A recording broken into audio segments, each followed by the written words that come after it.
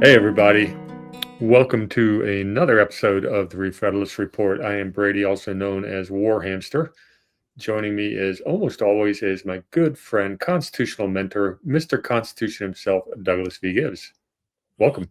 Always happy to be here, and as we were talking earlier, rant on a few things. But thanks for having me. Appreciate it. Well, you'll get a chance to rant today. This is going to be a fun one. We're going into our 26th episode of a review of James Madison's notes from the Philadelphia Convention. Mm-hmm. And why are we doing this? Because you can't really talk about original intent unless you get to know the words of the people who formed original intent. And so we've been going through these long notes, day by day, word by word, line by line, and breaking it down.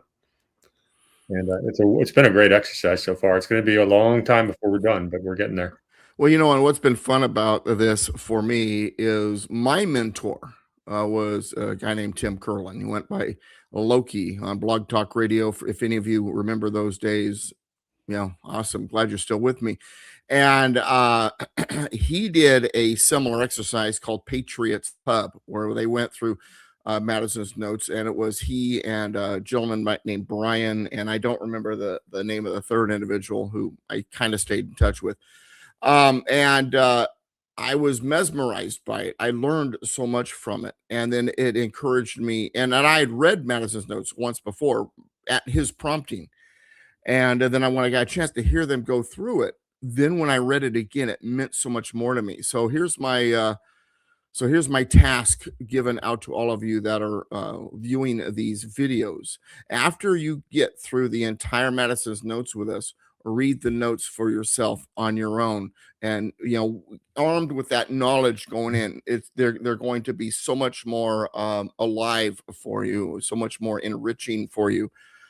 It was for me when it came to Patriots Pub, and I'm excited that we're doing this here on Re-Federalist Report.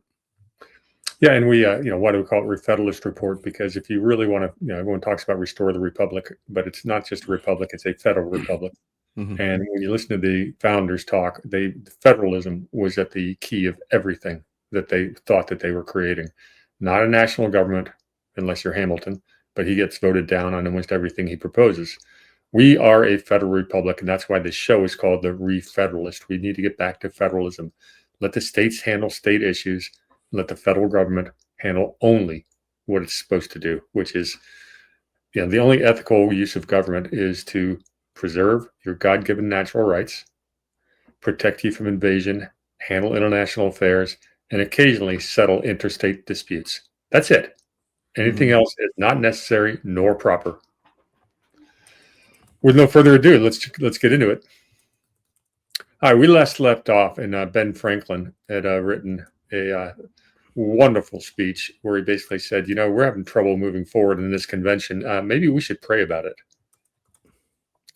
And that was one of Franklin's best gifts. And a couple of people are going to agree with him. A couple of people are going to object. Any guesses who's going to object? Yeah. Alexander Hamilton spends 4 days arguing against the prayer.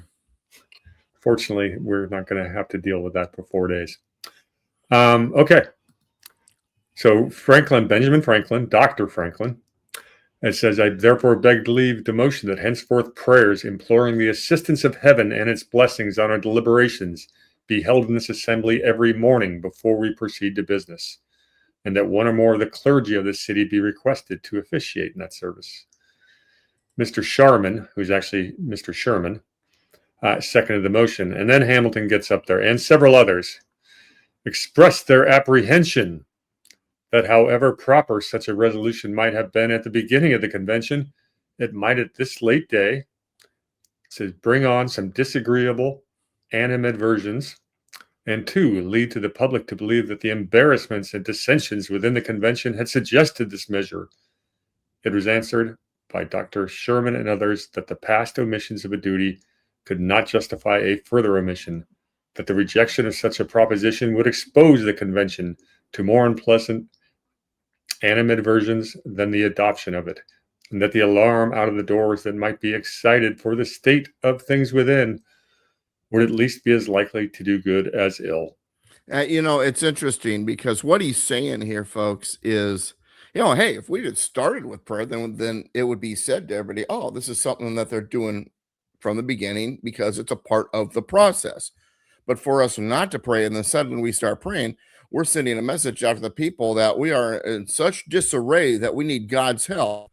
And this is fascinating because what it also says is while they had everybody vow to secrecy, they had the doors closed, the windows closed. He is basically saying, but word's getting out. It's being talked about. Everybody knows we're in here. And if we start praying, that's going to get out too. The interesting part about it also is that Hamilton is not known to be a quote unquote religious figure. And he is this big government guy. And while he argues in favor of God given rights, natural rights, I don't know if he argues for it because he believes it's a good idea or because he really believes there are God given rights. And I'll give you an example. I mentioned my mentor, Tim Curlin. Tim and I had some spirited debates sometimes on a program we called The Founding Truth. And because he considered himself an agnostic, God is out there somewhere, maybe, possibly. And I was a very, very, always been a very Christian and advocate for, God given rights, natural rights, and that God's hand was definitely on the founding of this country. And one day we get into this discussion about natural rights, and he says God given a handful of times. And I said, well, wait a second. I thought you were an agnostic. And he said, not when it comes to my rights. And I almost feel like that's kind of the way Hamilton was. And so this is an insight into Hamilton a little bit too, but it's fascinating to me because it also his fear of what the people might think that they're going to jump to this conclusion just fascinates me. But anyway, continue, please. All right. Well, Mr. Williamson then observed that the true cause of the omission of having prayer could not be mistaken. The convention had no funds, meaning they could not pay the clergy to come in there and lead them in prayer. As was the tradition of that time. Today, we take for granted public prayer among ourselves. And most of the orthodoxies then kind of had a strict religious code, the Puritans definitely being one of them. And typically, when there was a public prayer, it was led by clergy. It is a pull from the verse that it's better to pray alone in the closet than in public. It's a misinterpretation of the verse. What the verse is saying is that when it comes to prayer, if it's for the purpose of being in the public and giving yourself fanfare, then you're doing it for the wrong reasons. It needs to be for God. But they took it very literally, and so a clergy needed to lead any group or public prayer. Other prayer was very private, needed to be alone. And so that was the idea: is you don't pray as a group without clergy because it goes against what Jesus said about prayer. But these clergy, the churches back then received most of them, not all of them, but most of them received fund. The ones that were in the states that had an established religion, the established church received funds from taxes. Any outside operations had to be paid for. And if it was a church, like let's say the Baptists in Connecticut, they were receiving no funds from the state, and the passing around the plate wasn't quite the way they went about it back then. It was private donations and payment for prayers and things like that. So, so we have to understand that context to understand Mr. Williamson's remark, and so there you go with that. Well, it's interesting because what are now the Ivy League schools were basically religious seminaries at the beginning. Right. So these well-educated young men, many of whom are in this room at the convention, they would go to school and they would learn both the Bible and the law, and basically they'd be practicing lawyers because that's how they made their living. as opposed to clergymen. There was no money, taking up the cloth for the most part. And when they were learning religion, learning the Bible, understand that they were learning the Bible from the point of view of the orthodoxy that was in control of that particular university.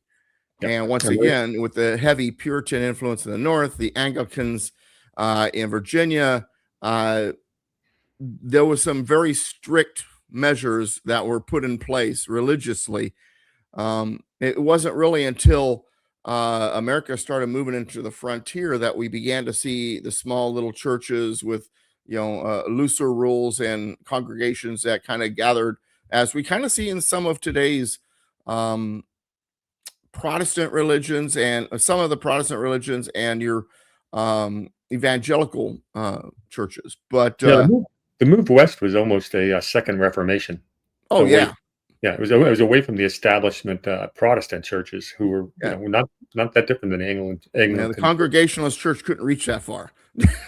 All right, so Mr. Randolph proposed, in order to give a favorable aspect to ye measure, that a sermon be preached at the request of the convention on the 4th of July, which is about a week away from these guys, the anniversary of independence, and thenceforward prayers be used in ye convention every morning.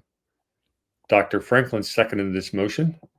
After several unsuccessful attempts for silently postponing the matter by adjourning, the adjournment was at length carried without any vote on the motion. So this is going to come back up again. Wonder who's making those silent motions. Yeah, like I said, for 4 days they're arguing. And when I say for 4 days they're arguing, understand that the arguments weren't always there on the floor. When I say that, understand that I'm not saying on the floor they were arguing about it. They argued about it for 4 days. But remember, back then, what was going on is you had the convention, and then you had the convention after the convention in the pub. So, and that's how the word's leaking out. Okay, so here we are in Avalon's project calendar. We're up to June 29th. And notice on the calendar, Doug, that they're going to take off July 3rd and 4th. Mm-hmm. So we'll be able to skip over that. So we're on June 29th.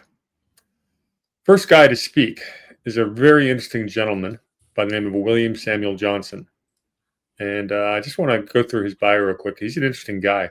I am very familiar with him, and I'm going to, before you do this, I am going to throw out one little spoiler. The dude became, and kind of was, a total Hamiltonian. Anyway, go ahead. Yeah, he was definitely in favor of a strong national government, but he's one of the only guys who attended all four of the American Congresses, which is the Stamp Act Congress of 1765, the Congress of the Confederation, 1785 to 87, which we're at. That precedes this, the United States Constitutional Convention, and which is the last one? There were two Congress of the Confederations. Yeah. Anyway, and understand, this says something about Connecticut, because Roger Sherman is the only founding father to sign all four founding documents, articles of the articles of Articles of Confederation, Declaration of Independence, the Articles of Association. That's the one I was trying to remember, and the Constitution, Articles of Association, 1774. Which is the one that where the colonies banded together to boycott British products, and it's considered our first founding document because it was the first time they all kind of band together on one cause, in fully united. Roger Sherman is the only one to sign all four documents, and he's from Connecticut. Now you got Johnson, the only one to serve in all four Congresses, and he's from Connecticut. So that tells you a little bit about Connecticut's involvement and enthusiasm. And desire to be a part of what's going on. And I think that's a good thing. But anyway, go ahead. And Johnson's actually Roger Sherman's mentor. Johnson grows up in Connecticut, of course. His father was a reverend and also later the president of King's College. King's College became Princeton, I believe. Is that right? No, Columbia. Okay. Well, yeah. Okay. Then that's right. We just did Columbia, the birthplace of the CIA, in my show with Colonel Towner. Johnson would end up being the third president of Columbia University, which was Columbia College at the time. Yeah, from 1792 to 1800. So he was So he was the last president of that university of the 18th century. So Johnson, had a bit of a patriotic bent. He first got Sure. involved because of the Stamp Act, Mhm. and so he got was one of the delegates from Connecticut with the Stamp Act in 1765.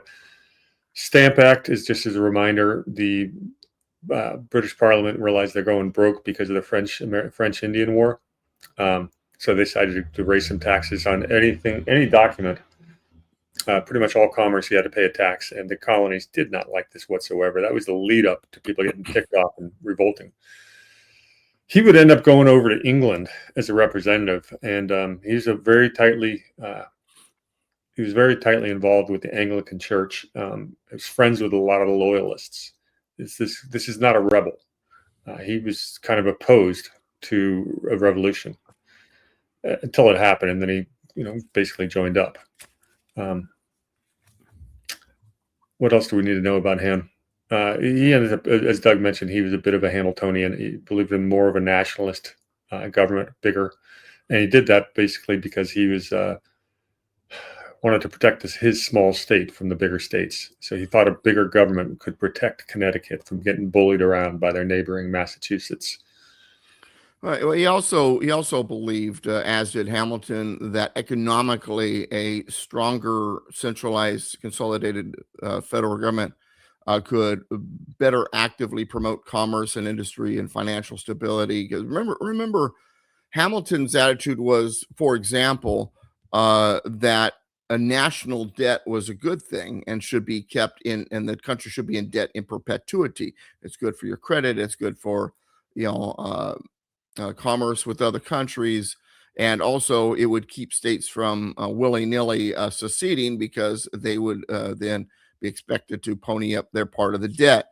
The protective tariffs, we're not talking about tariffs like we're seeing today with President Trump. We're talking protective tariffs that are designed to target and protect certain parts of industry and certain members of those industries. And so Johnson economically was totally in line with Hamilton's thinking. Yeah, basically, matter of fact, he supported Hamilton's proposals for the National Bank too. Yeah, he also had some interesting arguments at the convention, which we'll get there. He opposed the prohibition of ex post facto laws. And the quote is, it made an act a criminal offense retroactively because he considered that such a prohibition implied an improper suspicion of the national legislature, which is interesting. The other big thing about him is he was one of the 5 people involved in the, what was it called? The Committee of Style, which framed the final form. And he was considered the guy who was overseeing the other 4, because he's such a renowned scholar and man of words. Other people that wrote up the final draft were Hamilton, Gouverneur Morris, James Madison, and Rufus King. But Committee of Style or Committee of Detail? I think it was a Committee of Detail, but nonetheless, regardless of the words, yeah, he was kind of the key figure on that committee. All right. So what did he have? And he was a big time advocate for the ratification at his state's ratifying convention too. Yeah, and he very much supported the Connecticut Compromise. All right, so what does he say today? Enough about Dr. Johnson.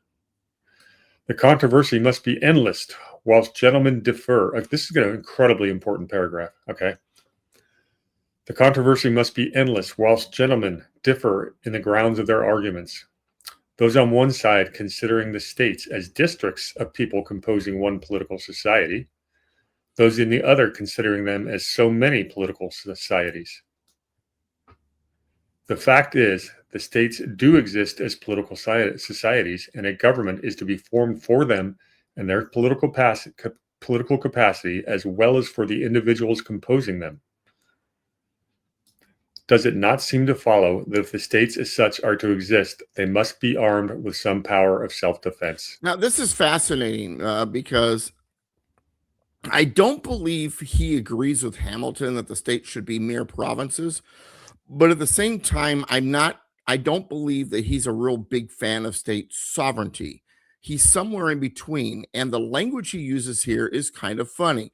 The fact is, the states do exist as political societies, and if the states are going to exist in such a way. And so it's like his doubts on whether it should be that way are there, but this is the way it is, guys. Almost like it's a bad thing.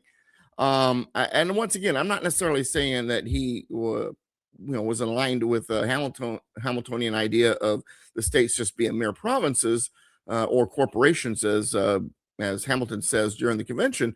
But at the same time, he seems to have a little. It bothers him a little bit that the states have as much sovereignty or position that they have. That's just kind of my feelings based on what I know of the guy and this language he's using. What gets me on this one is the highlighted sentence. Does it not seem to follow that if the states are to exist, they must be armed with some power of self-defense? This is paving the foundations for what becomes the Second Amendment. But who would the states have to defend themselves against? Well, exactly. That's because the British are no longer there. Uh-huh. You're worried about defending yourself against a tyrannical central government. The Second Amendment, people, is not about our right to self-defense. It's about the right of the states to defend themselves against the government. And also keep in mind, though, in the beginning, a large function of the militias weren't just to protect against outside tyranny of the British or a central government or whatever, but also from other communities. Remember, back then, it wasn't like it is now, where you've got city laying upon the city and highways connecting, all sorts of stuff. You've got dangers from other communities, be it outlaws or other reasons, plus also your native communities and wildlife and so on and so forth. So the militias developed not only based on the Saxon idea of militias that goes back to Britain to stand against the tyranny of the monarch, but also because at the time it was sort of you're out here on your own, man. You better be able to defend yourself from each other. But as the colonies came together, as the communities were more connected, that became less of a reason, and the tyranny became more of a reason. So to get back now to Warhamster's line of thinking, so now you've gotten rid of the tyranny of the British. You're going to create a standing army that is going to guard against the tyrannies of other foreign nations. So what tyranny remains? Only that of the new proposed central government. He goes on to say, this is the idea of Colonel Mason, one of my heroes, who appears to have looked to the bottom of this matter. Besides the I like the way he says that. Appears to look to the bottom of this matter. In other words, this man has dismantled it from top to bottom. And that might be part of the reason why you like Mason so much. He's about as analytical as they get. But anyway, go ahead. Are you calling me analytic? Besides the aristocratic and other interests, which ought to have the means of defending themselves, the states have their interests as such and are equally entitled to like means. On the whole, he thought that as in some respects the states are to be considered in their political capacity and others as districts of individual citizens, the two ideas embraced on different sides, instead of being opposed to each other, ought to be combined, that in one branch the people ought to be represented, in the other the states. And right there is a very important statement towards something that we've already seen them kind of toying with, which is that the House of Representatives ultimately would become the voice of the populations, the democratic voice of the people, and the Senate would become the voice of the states by the states appointing the legislators in the Senate. And in other words, the people would be indirectly putting those people in because they'd be, the people they voted for would be putting them in. And then there's a whole new dynamic with state Senate we go into another time. But this is an important mention of what would become the cup and saucer of Congress, and the story cup and saucer. For those of you who have heard me say it, Jefferson returns. He's asking about this dynamic that we're talking about here, and George Washington responds, "Well, it's sort of like that tea that you're drinking. The tea in the cup is very hot. You pour it into the saucer to cool it down so you can sip it out of the saucer. The cup of tea is the House, the saucer is the Senate. I imagine he said, he didn't say this according to records, but I imagine he would have said something like where cooler heads prevail. But anyway, continue, sir. Okay, next to speak is going to be Mr. Gorham. That is from Massachusetts. That's Nathaniel Gorham. Remember, Massachusetts is one of the 3 big states. He says the states, as now confederated, have no doubt a right to refuse to be consolidated or to be formed into any new system. But he wished the small states, which seemed most ready to object, to consider which are to give up most, they or the larger ones, who's sacrificing more by this stronger union. He conceived that a rupture of the union would be an event unhappy for all, but surely the large states would be least unable to take care of themselves and to make connections with one another. He's telling the small states, look, if we don't come together with this new union, you guys are the ones going to be screwed. The weak, therefore, were most interested in establishing some general system of maintaining order. If among individuals composed partly of weak and partly of strong, the former most need the protection of law and government. The case is exactly the same with the weak and powerful states. And I think he's correct. What would be the situation of Delaware for these things he found most outspoken? He found most be outspoken out, and it might as well be done first and as last. I don't know what that is. What would be the situation of Delaware in case of a separation of the states? And this is key here because Delaware is different than all of the other states. Delaware was a subordinate set of counties to Pennsylvania. They technically were never really an official colony. It was really 12 colonies, and Delaware was a part of Pennsylvania. That said, Delaware was the first when the Declaration was on its way. They were the first ones to go, we want to be a state. So they are kind of a special case. And so it's interesting that he brings up Delaware, says, hey, man, I mean, it's like Delaware. They they're so small and they used to be subordinate to someone bigger. I mean, are they going to be gobbled up again? I mean, how do they keep themselves from being gobbled up into just southern counties again? And that's kind of why he brought them up. It's because of their history. And so it's fascinating. And I know enough about Gorham. I've read about him, but I forgot about this part. That's a very interesting statement, and the fact that he zeroes in on Delaware in that way. Go ahead.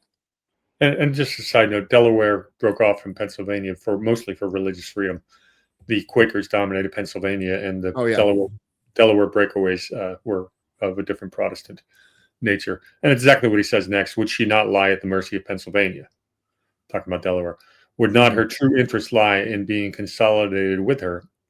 And ought she not now to wish for such a nation with Pennsylvania under one government as will put it out of the power of the Pennsylvania to oppress her? Nothing can be more ideal than the danger apprehended by the states from their being formed into one nation. Massachusetts was originally 3 colonies: Old Massachusetts, Plymouth, and the province of Maine. All right, stop there for a second. So this brings up more about Gorham. Gorham is from Massachusetts. Now you expect him to talk about Massachusetts, which brings up the fact that he brought up Delaware first, even more interesting, because he wasn't speaking about Delaware from the point of view of Delaware, but from someone who watched from outside. Yeah, continue. These apprehensions existed then. An incorporation took place. All parties were safe and satisfied, and every distinction is now forgotten. Talking about the Maine leaving Massachusetts. The case was similar with Connecticut and New Haven. And for those of you who don't know, Connecticut originally was 2 separate colonies, and you had New Haven and Connecticut, and they ultimately did wind up joining forces. So he's using history, experience to show the importance of coming together as a united union. Continue. The dread of union was reciprocal, the consequence of it equally salutary and satisfactory. In like manner, New Jersey has been made one society out of two parts. Should a separation of the states take place, the fate of New Jersey would be worst of all. She has no foreign commerce and can have but little. Pennsylvania and New York will continue to levy taxes on her consumption. If she consults her interest, she would beg of all things to be annihilated. In other words, small states, you really need to join this union. Mm-hmm. And you see this, Europe dealt with centuries of war, borders changing, different nationalities all the time, because they never did consolidate until we got to the European Union, which is, in my opinion, a disaster because it's an economic union, not a political one. But that being said, they've got this real world example of what happens if you a bunch of scattered states, and the small ones get eaten up by the large ones. The apprehensions of the small states ought to be appeased by another reflection. Massachusetts will be divided. The province of Maine is already considered as approaching the term of its annexation to it, and Pennsylvania will probably not increase, considering the present state of her population and other events that may happen. On the whole, he considered a union of the states as necessary to their happiness and a firm general government as necessary to their union. That's interesting. They're still arguing, there's no guarantee that this Constitution is going to pass at this point. And he's making arguments. These are many. It's in your own best interest, small states, to get in line, toe the line, join up. He should consider it as his duty, if his colleagues viewed the matter in the same light he did, to stay here as long as any other state would remain with them, in order to agree on some plan that could, with propriety, be recommended to the people. His soliloquy here kind of fascinated me because while he nailed it on Delaware, I found it fascinating the way he talked about New Jersey. Well, for New Jersey to be worst of all, they've got no, foreign commerce. Well, this is true, but that doesn't mean they were just sitting there consuming, as he suggests with, in his soliloquy. New Jersey was known as being the agricultural backbone of the colony, the breadbasket of the colonies, should I say? And they had a thriving iron industry that was, had been developing as it was moved on as a colony, because there was abundant iron ore in the northern regions of that colony/state, and that actually became a major export to the other colonies, as well as timber. Granted, it's a small state, but I mean, they had their good share of timber, they had the good share of agriculture, iron, and so it fascinates me that he labels New Jersey as this poor little state that would only consumes. I don't know. Maybe it was for effect. I'm wondering if the guys from New Jersey are going, the hell is he saying? I don't know. But that just fascinates me that he hammered on New Jersey the way he did. And then we look at modern times and everybody's still hammering on New Jersey. So, Well, now New Jersey deserves it. But all right, Ellsworth of Connecticut next does not despair. He still trusted that some good plan of government will be devised and adopted. Next Always the optimist. Next is Delaware is going to speak for itself. Yeah. Mr. George Reed. He should have no objection to the system if it were truly national, but it has too much of a federal mixture in it. Now, stop here for a second. Notice the difference of the words national, federal. I can't count how many times I have talked about in classes. They did not create a national government. While on occasion, the word national has been used as a synonym for federal government. Usually they use the word general government or federal. This idea of having a national government versus a federal is very important. National government is an overpowering, full umbrella government over the entire country that has its fingers in everything. A federal one is that of a federation of states that only handles the necessary issues that a central government needs to handle, leaving the local issues, localism, to the states. There is a difference. And the fact that we use the word national today in front of everything drives me batty. One nation under God, Yeah. national anthem. Yeah, the word nation. I very rarely you'll hear the word nation come out of my mouth. Sometimes it does, because it's just necessary sometimes because of the way we have our synonyms running around like national security.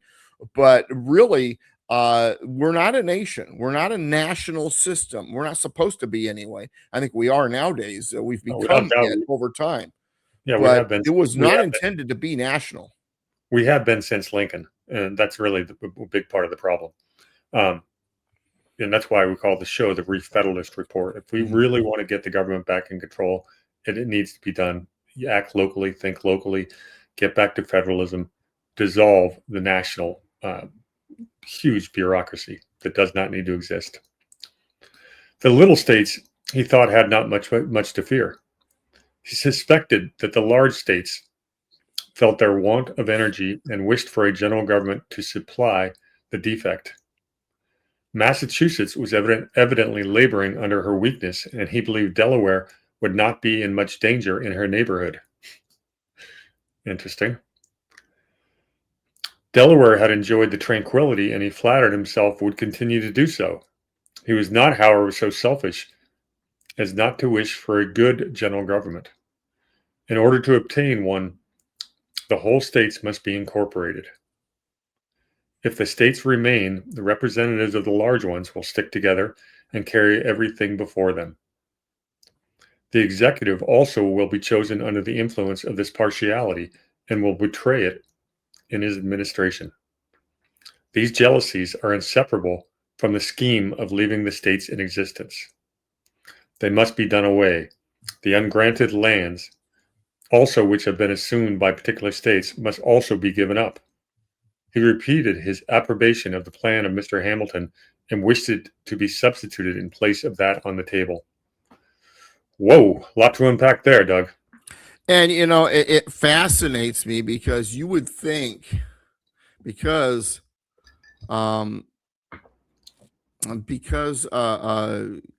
was a small state and the way they should have been looking at things, that everybody from Delaware would be more, I don't know, Jeffersonian kind of way of thinking, laissez-faire.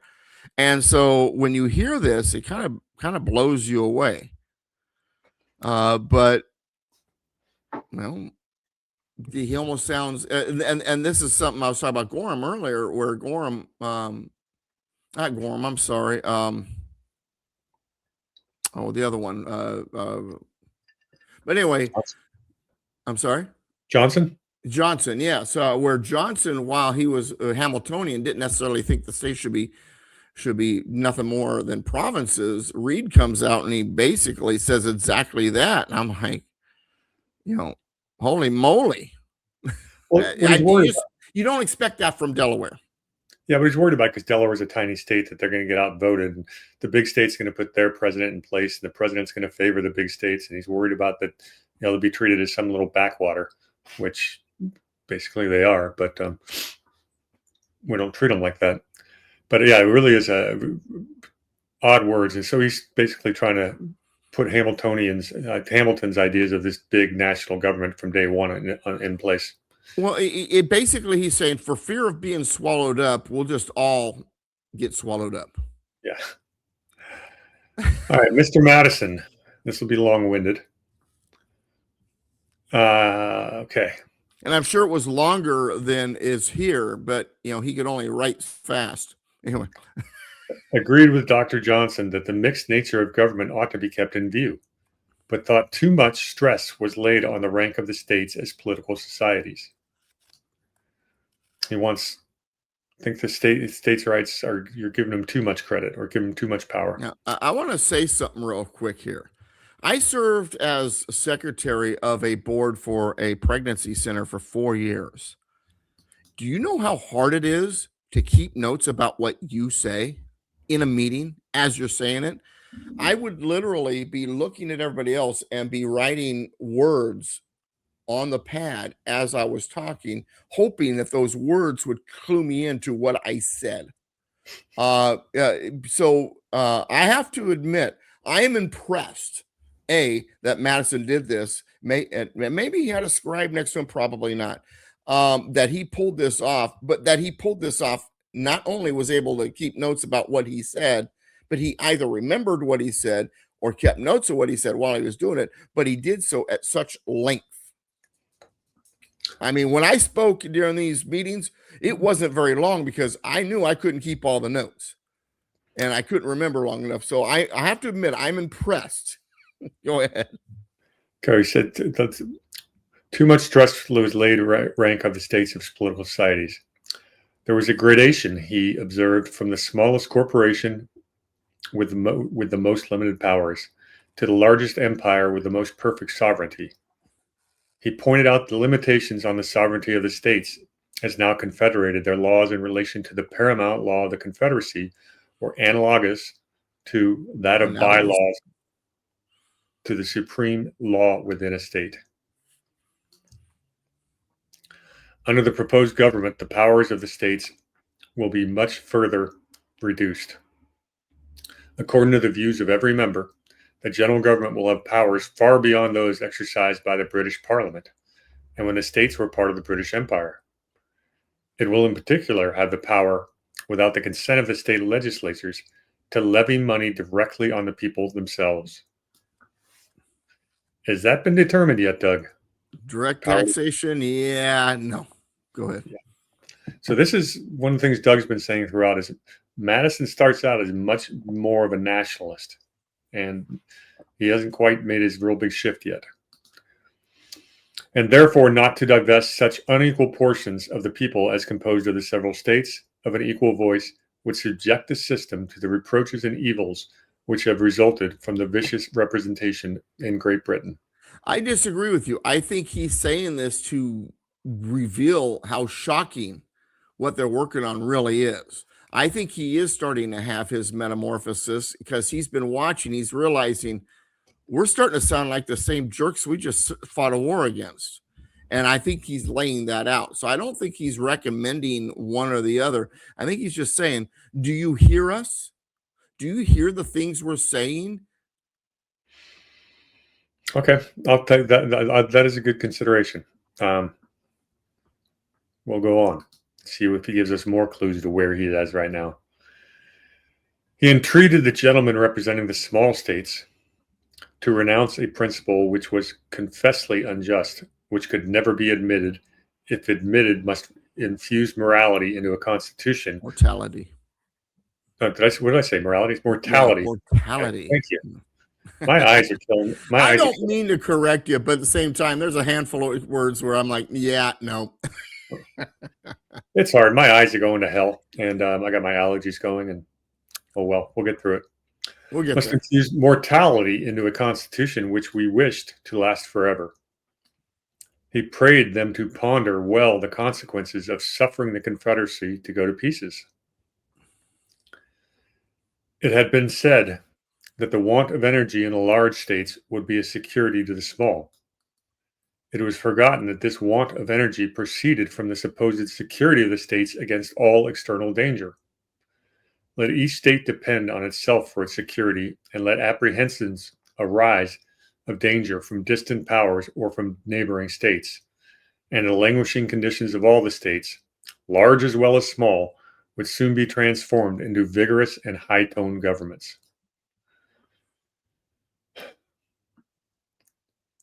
His great fear was that their governments would then have too much energy, that these might not only be formidable in the large to the small states, but fatal to the internal liberty of all. When he's talking about energy, he's talking about, how much power each state government's going to have. And if they're willing to play nice. The same causes which have rendered the old world and theater of incessant wars, which I mentioned earlier, and have banished liberty from the face of it, would soon produce the same effects here. The weak in jealousy, the strong in Weakness and jealousy of the small states would quickly introduce some regular military force against sudden danger from their powerful neighbors. The example would be followed by others and would soon become universal. In time of actual war, great discretionary powers are constantly given to the executive magistrate. He's making the argument, look, if we do not come together in unity, everyone's going to arm themselves, and eventually you're going to get some dictator, and we're actually going to have violence, as we've seen in Europe. I also think that he's illuminating the idea that this is not a either or, it is not a binary argument here. There has to be certain unity. The states are going to hang on to so much, but they have to also let go and be willing to be a part of this union and let this government handle things that need to be handled. I think he's kind of heading in that direction, and he's using this military idea of we defending themselves versus standing together as a union as an example. Yeah, there's an interesting observation that Franklin had made about 10 years earlier. Mhm. And that was in a study, he realized that the population of the United States was doubling every generation. And Franklin, put this together. He realized that it wasn't going to take that long until the United States actually has more power than England itself, not the British Empire, but England. And that basis is one of the reasons they realized that yes, we can stand against the European powers. It had a lot to do with the fact we had so much empty land. But we had these religious people. They're having a lot of kids, but population is not growing that fast in Europe because it's already developed. Well, and also there was a fear that if a country gets too populous, if the population is too large, then democracies and republics both can't handle it. Republics, the statement is made often by certain individuals that republics are fine in small situations, but they get too big and you've got a problem. And they felt this way. So this is something that was alarming to them, but at the same time, it was inevitable. And so how do you deal with something that is inevitable, but you're concerned about because you believe that that larger size could shorten the life of the country? All right, it continues. Constant apprehension of war has the same tendency to render the head too large for the body. Love that. A standing military force with an overgrown executive will not long be safe companions to liberty. Now, understand something. When he says overgrown executive, what he means is an executive like the king that has influence on everything: legislation, the judicial branch, executive duties, and more. And there was a real fear that the president would be too strong. But at the same time, they understood that he had to be strong enough to handle foreign dangers, things like that. So, once again, we're looking at a balancing act that's developing here. They're understanding you can't be Articles of Confederation, you'll fall apart. You can't be a monarchy or a national government because it'll fall apart. You got to find the balance somewhere in between. And remember, there was no executive branch prior to this convention. Right. The executive was the highest ranking member of the Continental Congress or the Confederation Congress.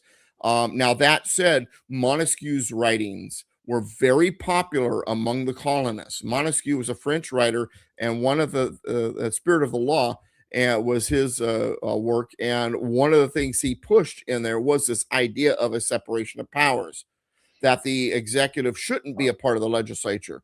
In ancient Rome, the executives, consuls, were a part of the Senate. In Britain, the executive prime minister is a part of the parliament. And so Montesquieu said, "No, this is a bad idea. You need these parts of government to be separate from each other." And he was drawing from a Greek philosopher named Polybius, who basically said that the lawmakers must not be lawgivers and the lawgivers must not be lawmakers. And he didn't mean that the government shouldn't be able to do both. He was saying that the parts of government should be separated.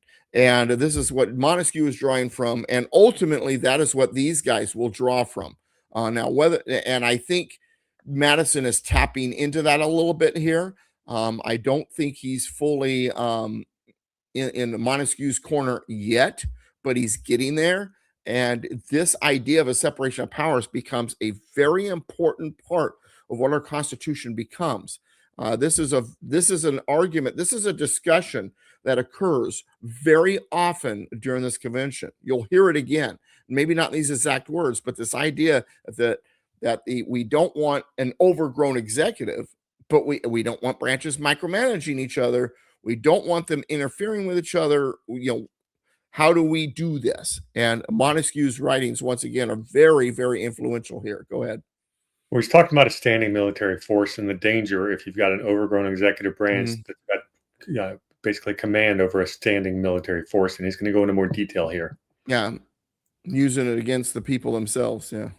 The means of defense against foreign danger have always been the instruments of tyranny at home. Among the Romans, it was a standing maxim to excite a war whenever a revolt was apprehended. Same as it ever was, right? Well, and George Orwell comes to mind. Yeah. There must always be an enemy. There must always be a war. There must always be a scapegoat. And for fear of that war, we need to be on the streets with our boots clicking. So anyway, go ahead.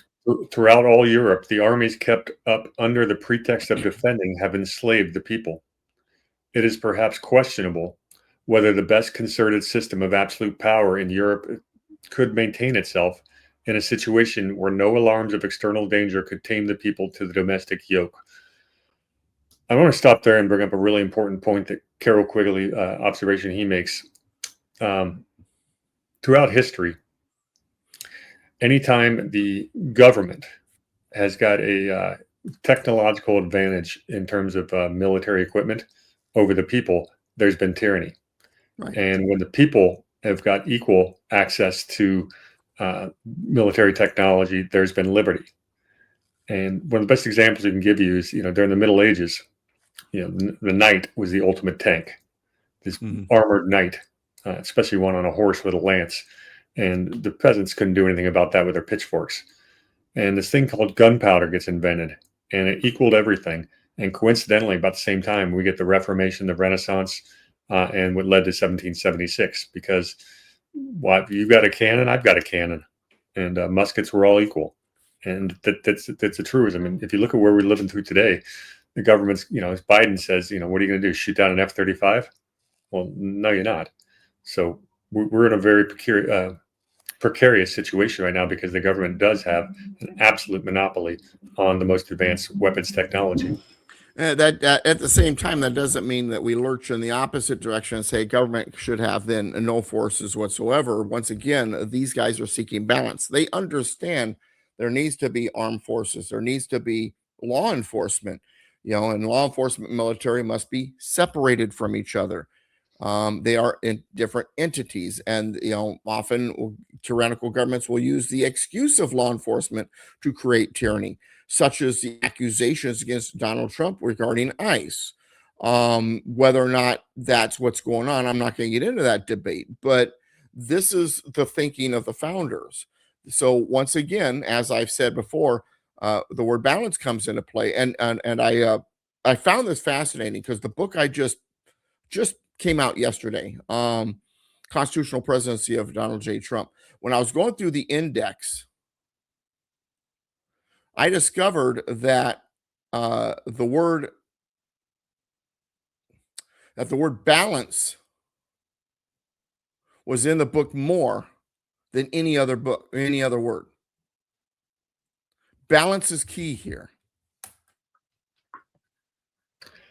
Okay. The insular situation of Great Britain was the principal cause of her being an exception to the general fate of Europe.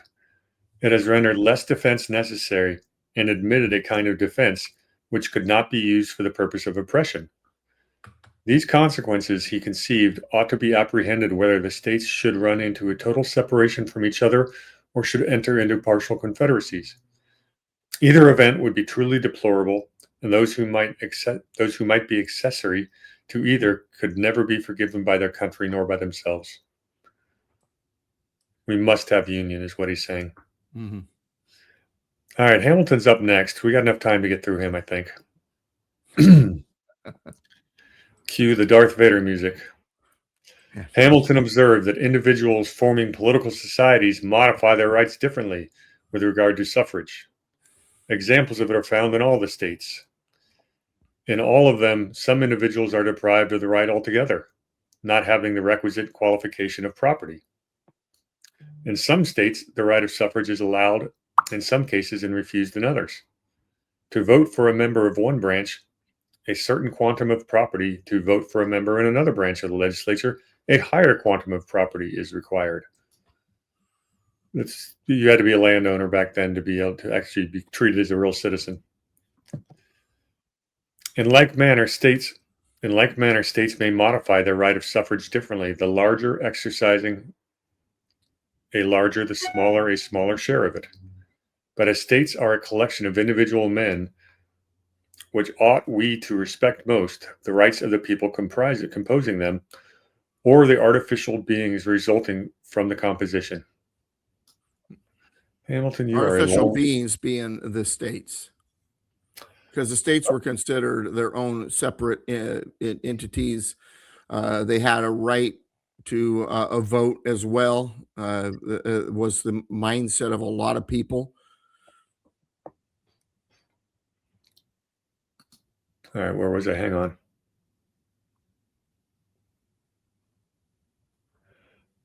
Nothing could be more preposterous or absurd than to sacrifice the former to the latter. It has been said that if the smaller states renounce their equality, they renounce at the same time their liberty. The truth is it is a contest for power, not for liberty. Will the men composing the small states be less free than those composing the larger? The state of Delaware, having 40,000 souls, will lose power if she has 1/10 only of the votes, allowed to Pennsylvania, having 400,000. But will the people of Delaware be less free? If each citizen has an equal vote with each citizen of Pennsylvania, he is basically arguing for one national government or one person, one vote. He's arguing for a democracy. He's arguing for also equity.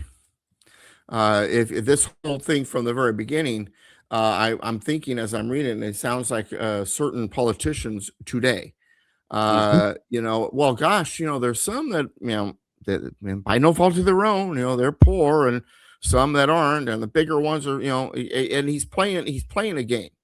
I don't even know if he truly believes what he's saying, but he's playing a game to get a centralized system to protect everybody equally, and and the rest of the founding fathers, aside from the Hamiltonians, recognize there is this thing called human nature, and the reality is there are going to be different levels of things at different places, and as Christ says in the Bible, the poor will always be with us. No, your no system is flawless. But when you create a system that tries to be and tries to equalize everything for everybody, in the name of fairness, ultimately what you wind up doing is creating a tyranny.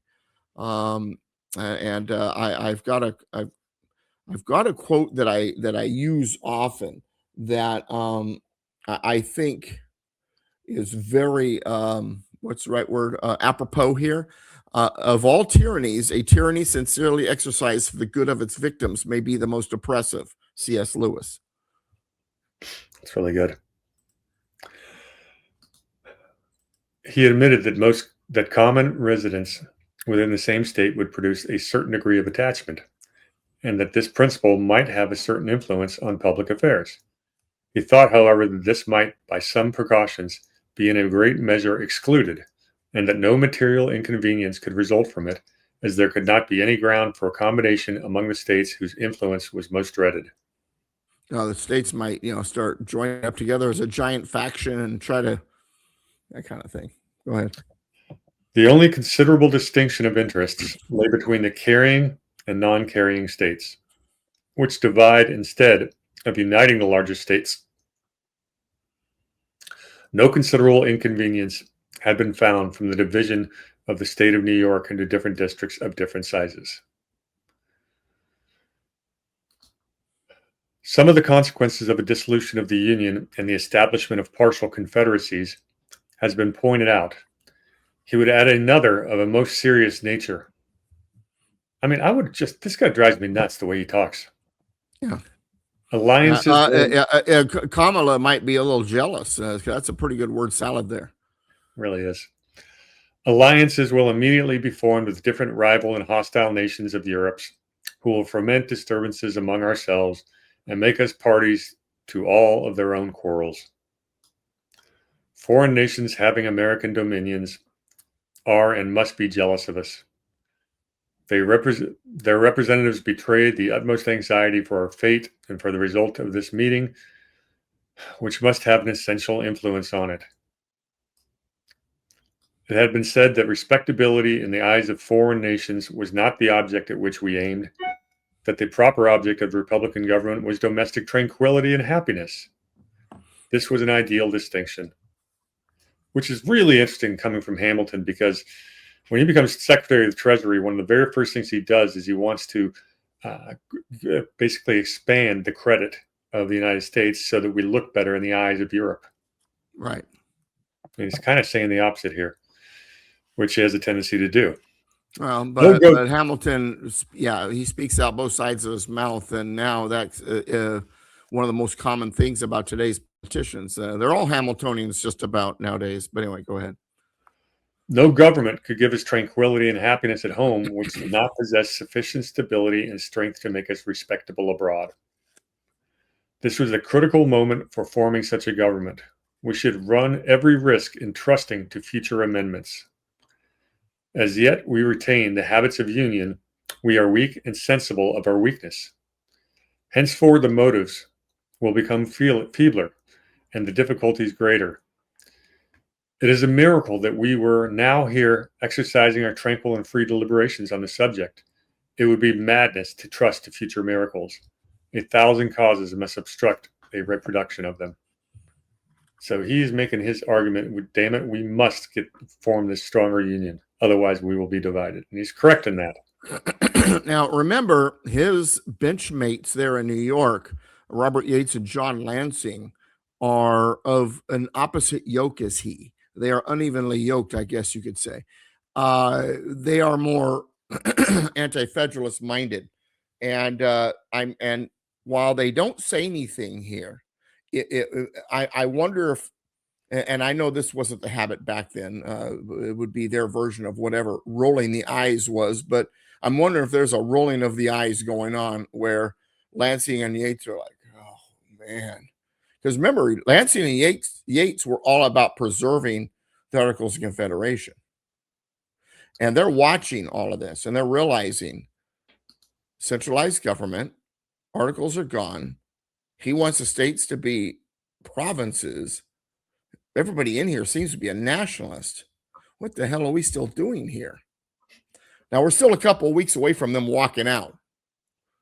But I just wish I could have been, I wish we had some way of seeing what was going on, because I guarantee you, Lansing and Yates are like, for lack of a better way of saying, oh my gosh, this dude, what are we going to do with him? I really feel like they were probably kind of in that mode at this moment.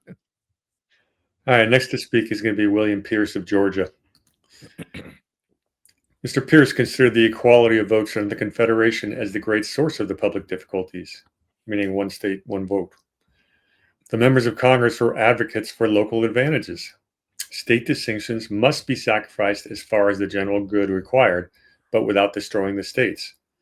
Though from a small state, he felt himself a citizen of the United States. Now, this is the Hamiltonian point of view, but say, but we need to keep the states. Mr. Gary of Massachusetts urged that we never were independent states. We're not such now, and never could be, even on the principles of the Confederation. The states, and that's a straight out lie. But anyway, go ahead. The states and the advocates, and you know that's a lie, because when the Constitution went out for ratification, the stragglers were independent states until they signed and rejoined the Union. Mm-hmm. What really ticks me off is then when you have those who oppose the Constitution, and then what they do is they find statements like this to try to debate with you. Well, yeah, but such and such said.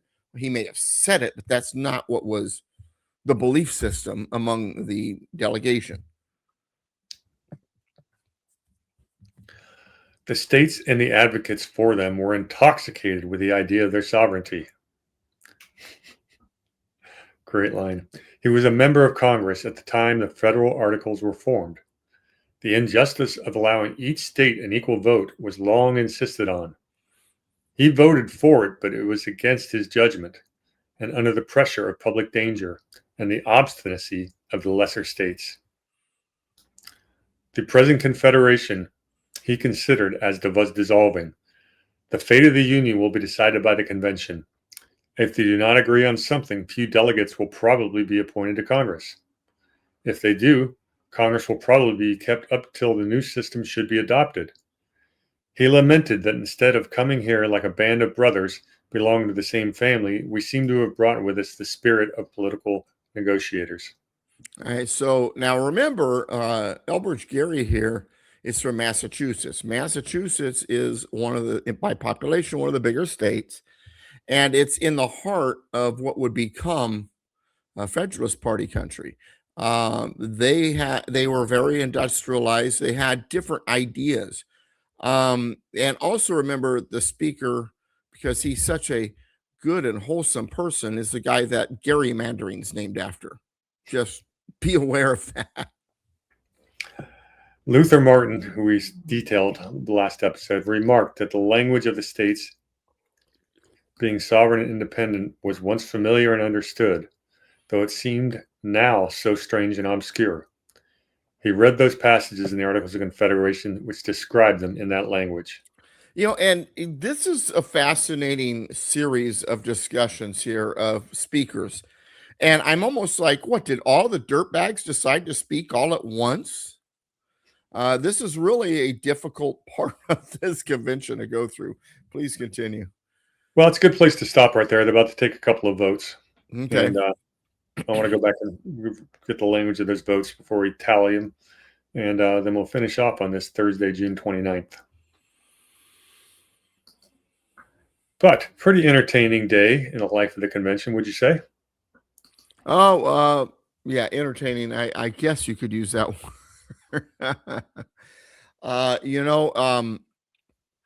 One of the things that drew Warhamster and I together once we got to know each other is our united dislike for Alexander Hamilton. And one of his favorite writers, Brian McClanahan, and I almost sound like mirror images when we talk about Hamilton. It's hilarious. And so my wife right now is reading the 9 Presidents Who Screwed Up America by Brian McClanahan. That's actually the book she's reading right now. And after reading about Lincoln and Wilson and reading what Brian had to say about the Hamiltonian nature and the nationalism and all sorts of stuff. And she turns to me, she says, I'm enjoying the book, but you know what? It sounds like you a lot. Yes, it does. And so I'm enjoying this part of it just because Warhamster and I are sitting here going, yeah, same guy. This is kind of what drew us together. And so we have, and this is important. We have to understand the Hamiltonian problem here and this idea of wanting to destroy the sovereignty of the states, because they knew out the gate that the voice of the states would be an impediment against centralizing, consolidating power.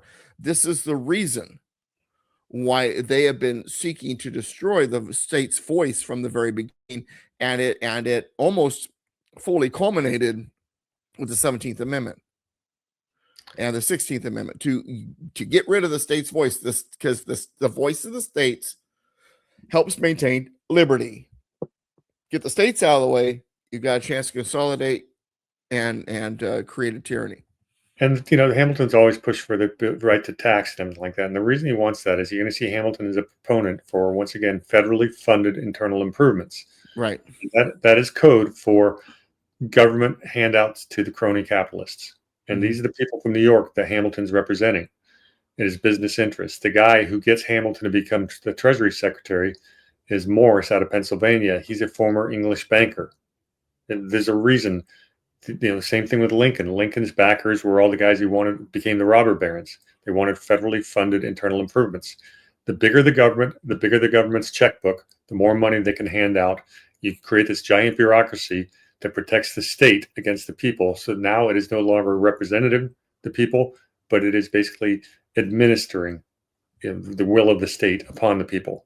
And that's what we're living through today, is these people that wanted to centralize government for their own financial benefit and consolidating power. And you create these quote unquote sacred institutions that could never be questioned. And the states were supposed to be the bastion against that. That's why Hamilton wanted to destroy the state power, anything that would stop the central government. Because once you get that central government power, they know how to manipulate it. They know how to hand out the goodies. And now you're going to attract politicians that are willing to, basically create this whole cartel system that we live under today. So that's where my dislike of Hamilton comes from. Very good, Doug. Excellent episode. Thanks for hanging out. And as always, don't forget, folks, DouglasVGibbs.com. Pay me a visit. And also get out there and take a look. My latest book is out, just came out recently. I haven't started my full marketing push here, but so it's not all over my website just yet. But the constitutional presidency of Donald J. Trump. Donald J. Trump is constantly being accused of acting in an unconstitutional manner. I address each of those accusations, from birthright citizenship, his executive order regarding, all the way down to voting, and all the way across to, well, is he a white supremacist? And does that violate, 14th Amendment or something like that? I examine all of it. There are 26 chapters in this book. And if you go check it out on Amazon, I think the first 5 or 6 chapters are available for you to read as a sample if you want to, decide whether or not you want to get it. But the constitutional presidency of Donald J. Trump by Douglas V. Gibbs. Check it out. Yeah, it's one of the things we just got done doing a show last night, reviewing the Supreme Court, recent Supreme Court decisions called SCOTUS scorecard. And we looked at it, are these decisions, not whether we like them politically or not, but are they correct constitutionally according to the original intent? And you can do the same thing. We've been talking about who were the most constitutional presidents of all time. And, we did a special feature on Tyler, who probably was the most constitutional of all time. I actually am working on a book where I give all the presidents' rankings, but it may be a year or so before that one's out. Yeah. Trump has favored, and he's exercised, probably a more powerful executive than the founders envisioned. But he's... I think he pushes the limits, but I don't think he oversteps it, except for maybe when it comes to emergency powers. Well, the best example was during COVID, because he actually gave the governors, he said, "Look, I can't tell you what to do in your own states. You guys make your own lockdown decisions," which, being in California, sucked for us. But, I thought that was but it was the right thing to do. Yeah. It was the correct thing to do. Of course, we're not going to litigate that today. All right, everybody. Thanks for joining us. Until next time, cheers.